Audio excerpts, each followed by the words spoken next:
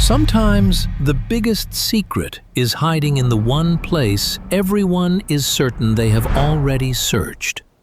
Every year, millions of people walk through a narrow desert canyon in Jordan and stop dead in their tracks, because waiting at the end of it is one of the most famous buildings on Earth, the Treasury of Petra. They raise their cameras. They photograph the rose-red facade carved straight into the cliff, and then they walk on. For 2,000 years, almost nobody thought to look down. Then, in 2024, a scanning machine rolled across the sand in front of that facade. It was not even looking for treasure. It was checking for flood damage. And it found a room, a hidden chamber, sealed beneath the most photographed monument in the Middle East. Inside were 12 human skeletons, lying exactly where mourners had laid them. And in the hands of one of the dead, a cup. And now the coincidence. This is the exact building Hollywood chose as the hiding place of the Holy Grail in Indiana Jones. A story about a sacred cup buried deep in Petra. And 2,000 years before a single camera rolled, someone really was buried here, holding one. Which leaves 3 questions hanging in the dark. Who were these 12 people? Why were they buried beneath a king, when almost every other tomb in Petra had been emptied centuries ago?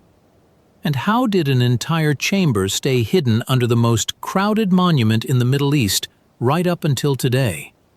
By the end of this video, you will see how a search for water cracked open a secret 2,000 years old. You will meet the people the desert hid beneath a wonder of the world. And you will understand why the greatest thing ever found at the treasury was not the monument everyone came to see. It was the 12 waiting beneath it. Chapter 1. The City Carved from Stone.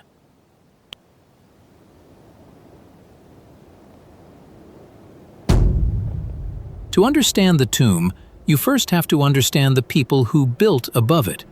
They were called the Nabataeans, and by every rule of history, they should not have been able to build anything at all.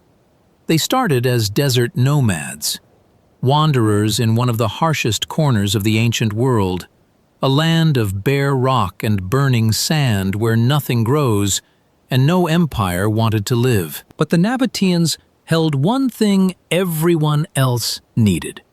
They controlled the roads. The great trade routes of the ancient world ran straight through their desert.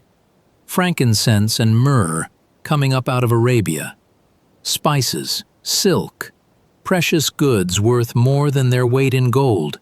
And all of it had to cross hundreds of kilometers of killing wilderness to reach the markets of Rome and the Mediterranean.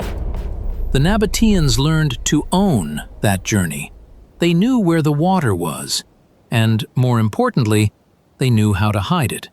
All across the desert, they cut secret cisterns into the rock, sealed them, and disguised them, so that a caravan under their protection could cross a wasteland that would kill anyone else.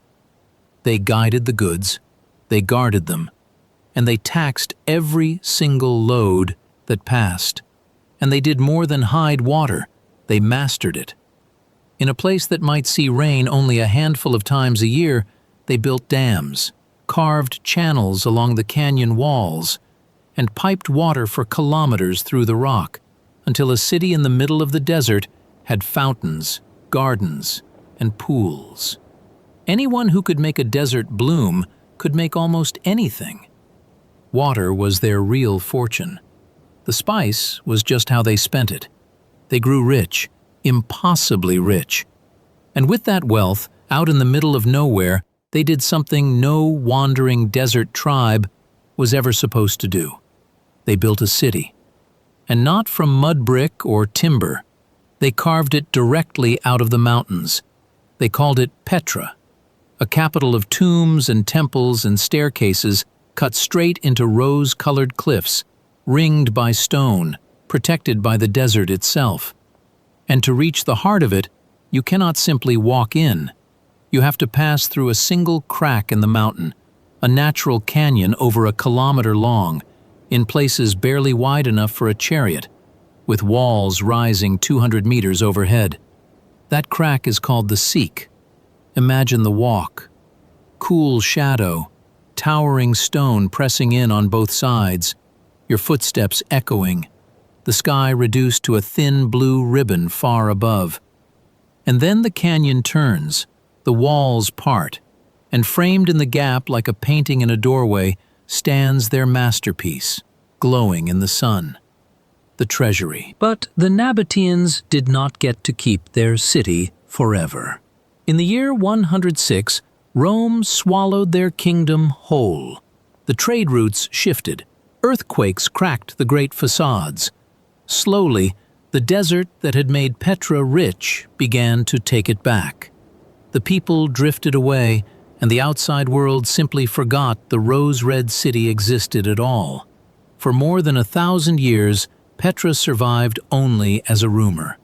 A lost city, whispered about by Bedouin who lived among its ruins, unseen by the rest of the world, until a European traveler talked his way through the Seek in 1812 and stood stunned before a facade no outsider had laid eyes on in centuries.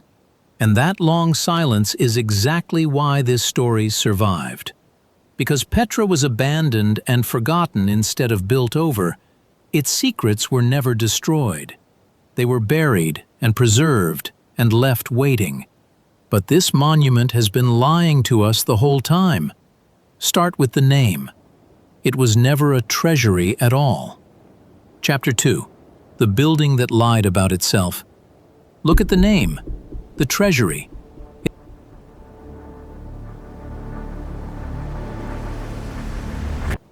It sounds like a vault packed with gold.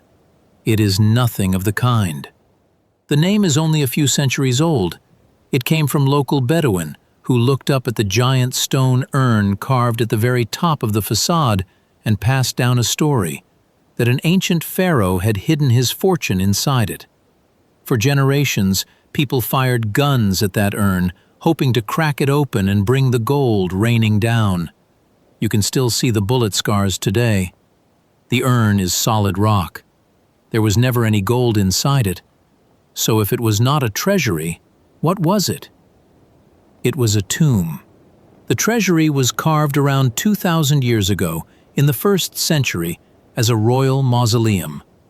A monument to the dead, dressed in the style of a Greek temple, 40 meters tall, cut from a single wall of sandstone. Most scholars believe it was raised for the greatest Nabataean king of them all, Aratus IV, during the golden age of his reign, when Petra was at the peak of its power and wealth. Now think about the skill that takes. There were no cranes, no scaffolding tall enough to reach the top of that cliff. So the carvers did the only thing possible. They started at the very summit and worked their way down, shaping columns and statues and that famous urn as they descended, cutting a perfect Greek temple out of raw rock from the top down. And in that kind of carving there is no undo. One deep mistake in the stone and the whole face is ruined forever. They did not make the mistake. The facade has stood sharp and proud for 20 centuries. And look closely at what they carved into it. Greek columns and pediments, yes, but wrapped around figures from half the ancient world. Gods and goddesses, dancing Amazons with axes, eagles, vines and fruit. The Nabataeans were traders, and their art traded too, borrowing beauty from Egypt, Greece, and Arabia, and fusing it into something that belonged to no one but them. A tomb, disguised as a temple, decorated like a crossroads of empires. The most beautiful lie in the desert. And then, 1,700 years after it was carved, this tomb for a king walked straight into modern legend. In 1989, a film crew arrived. In Indiana Jones and the Last Crusade, the treasury becomes the final resting place of the Holy Grail, the cup of Christ, hidden for eternity deep inside the rock, guarded by an ancient knight. Millions of people fell in love with that single image, a sacred cup buried in Petra, waiting in the dark to be found.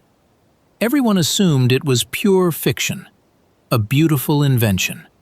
They had no idea what was actually lying a few meters beneath their feet the whole time. Chapter 3. The scan that wasn't looking for this.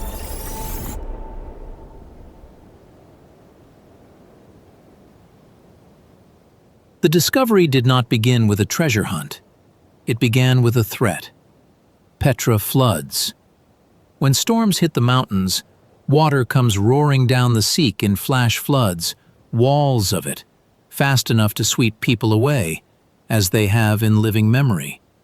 So a team of scientists came not to search for anything, but to protect the monument, by studying exactly how that water moves around the treasury. Leading them was Professor Richard Bates, a geophysicist from the University of St. Andrews in Scotland. His tools were not shovels or picks. They were machines that see through solid ground, electromagnetic sensors and ground-penetrating radar, firing pulses down into the earth and reading the echoes that come back, building a picture of what lies hidden below. They ran the machines slowly across the open courtyard in front of the facade. This is the ground where millions of tourists have stood for their photographs, the most walked-over patch of desert in Jordan. And the radar drew a shape that had no business being there. A void. A hollow, geometric space buried under the sand. Not a natural cave, not a crack, but a room with straight walls, something built on purpose and then sealed and forgotten. Working alongside the Jordanian Department of Antiquities and the American Center of Research, and filmed for the Discovery Channel series Expedition Unknown, the team began to dig, carefully, downward, into ground the whole world had trampled over for centuries without a clue. Nobody knew what was down there. A storage room, an unfinished cut in the rock, a collapse, or nothing at all. Just an empty pocket in the sand that had fooled the radar. Every bucket of earth they lifted out could have ended the story, and with the cameras of Expedition Unknown watching over their shoulders, they kept going down anyway. Deeper under a monument no one had ever been allowed to dig beneath. Then the sand gave way to a doorway. The doorway opened onto a chamber, and the chamber gave up the dead. Chapter 4. The 12. What waited inside stopped them cold. 12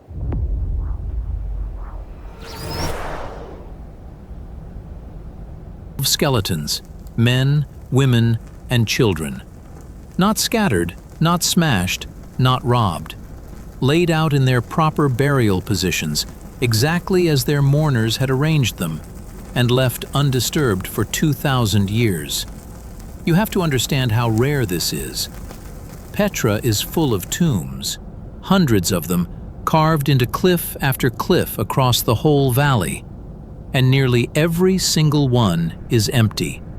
Across 20 centuries they were looted, flooded, reused, and hollowed out by grave robbers and by time itself.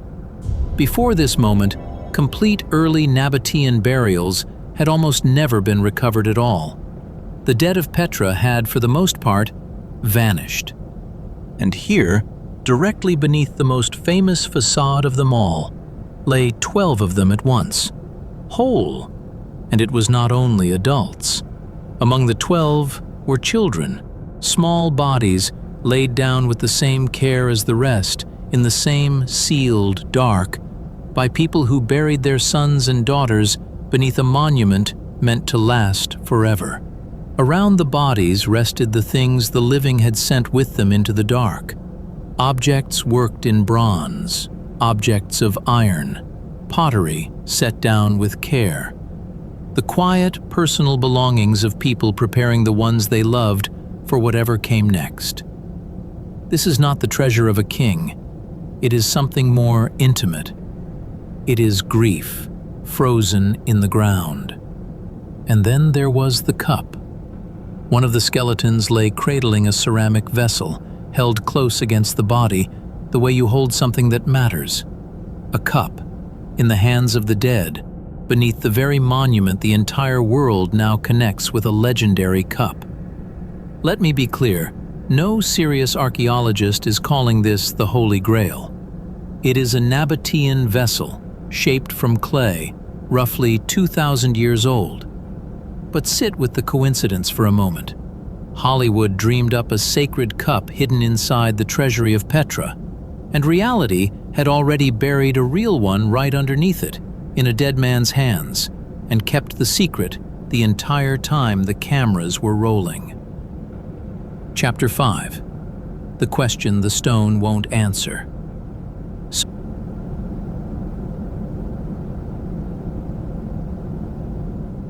So who were they? Here is the honest answer. We do not know yet, and anyone who tells you otherwise is guessing. Look at where they were laid. If the treasury standing over them really is the tomb of a king, then who earns the right to be buried directly beneath a ruler like that? His family? His priests? Nobles of his court? Servants meant to follow him into the afterlife and serve him there? Every answer opens a different door into a world we barely understand. Because that is the strange truth about the Nabataeans. They left us a spectacular city, carved in stone, built to outlast everything. But they left us almost no words, no great histories, no library, no written record of who they buried, or why, or what they believed waited on the other side. They spoke to us in architecture and fell silent about themselves. So the bones matter. 12 intact skeletons are not just a discovery.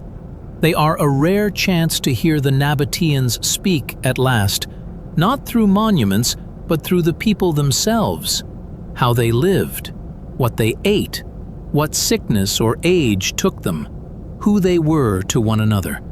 The men and women and children in that chamber may end up telling us more about this lost civilization than the golden facade above them ever could. For 2,000 years, the treasury has been the answer everyone photographs. The dazzling face, the postcard, the movie set. And all that time, the real story was underneath it. Not a king on a glowing facade, but 12 ordinary human beings, laid in the earth with bronze and iron and clay and a single cup, waiting in the dark while the whole world stood on top of them, took its pictures, and walked on. The bones have only begun to be studied. In time, they may tell us who these people were and why they were given a place beneath a wonder of the world. This story is not finished. It has barely begun, but it has already reminded us of something easy to forget. The most famous thing about a place is almost never the most important thing about it. So here's the question we leave you with. For 2 centuries, we have stared straight at the face of the treasury and never once suspected the 12 people sleeping just beneath our feet. What are we standing on right now, certain we already know the whole story, while the real one waits just below the surface, holding its cup in the dark?